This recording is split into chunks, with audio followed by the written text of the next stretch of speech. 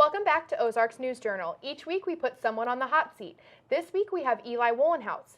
Eli is a student at Missouri State University and a writer for The Standard. Eli, the floor is yours. Thank you. March Madness has become a household name today. Its coverage and airtime continues to expand each year. In just the past 5 years, it went from sole coverage on one network station, CBS, to CBS plus 3 cable stations owned by the Turner Broadcasting System, TruTV, TNT, and TBS. Not only has the coverage grown through televisions, but the field has grown from 65 teams to 68 teams in 2011. The NCAA expanded to 68 teams to make the competition hotter for the middle seeds. So far, I have enjoyed this move, but I have growing concerns. A field that just expanded could really only grow even more from here, which is where I begin to pull out my red flag, ready to wave it. I love basketball, specifically college basketball, and even more specifically, the March Madness tournament.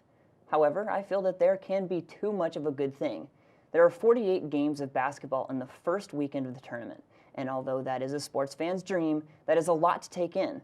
There has to be a limit. On the other side of that, this expansion has been greater for schools like the University of Alabama, Birmingham. This university is in the process of cutting its football program, yet here these young men are competing against a team from one of the Power 5 conferences. And then, as seen in the field of 64, UAB got the upset. What I see is coming down to is this: the current field is at its capacity. I don't see another expansion as productive, because right now the number of teams in are getting great opportunities already. So why specifically do you think that the field shouldn't expand? Well, the way I see it is that it's working. There are enough games going on, there are enough teams involved from the major conferences to the mid-majors, and there are other tournaments. There's the NIT, the National Invitational, there's the College Insiders Tournament, and the CBI. So other tournaments are going on for the teams that had a pretty good season but just weren't good enough to get into the big tournament. And a lot of these schools now are making a bunch of money, and the players aren't making any money, which is ridiculous. So what do you think about that? Well, I don't see that the players aren't making any money. When they get a scholarship to come play basketball, they're getting housing, they're getting food from the dining centers from their university.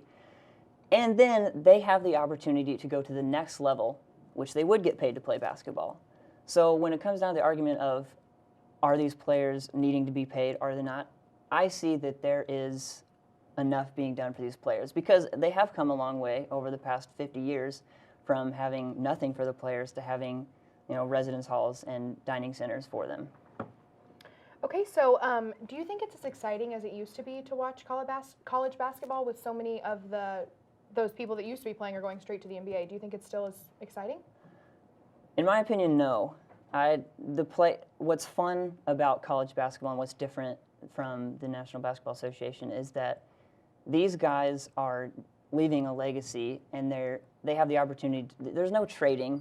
Students do transfer, but players stick with a team, and that really makes it more exciting to see a guy complete his career for one university for 4 years, because it is about an education as well. It's not just about playing basketball, because that's what college is about.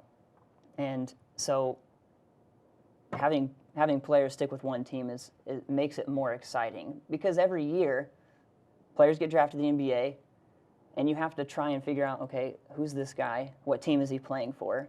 In college, you can kind of get familiar with a team, the starting five, who the guy is going to score the ball for that team. So a lot of people are filling out their brackets each year, so how is yours going? Mine's not doing too well. I know there's a lot of panic on the first few rounds, and people are, oh, my bracket's busted. Like when UAB beat Iowa State. That was a huge deal. It hurt me, but I always go and calculate my score, and I realize I'm not doing too bad. Not as bad as I think, but I've never won a bracket tournament challenge with anyone, and I may never will. So. Well, thank you for being here, Eli.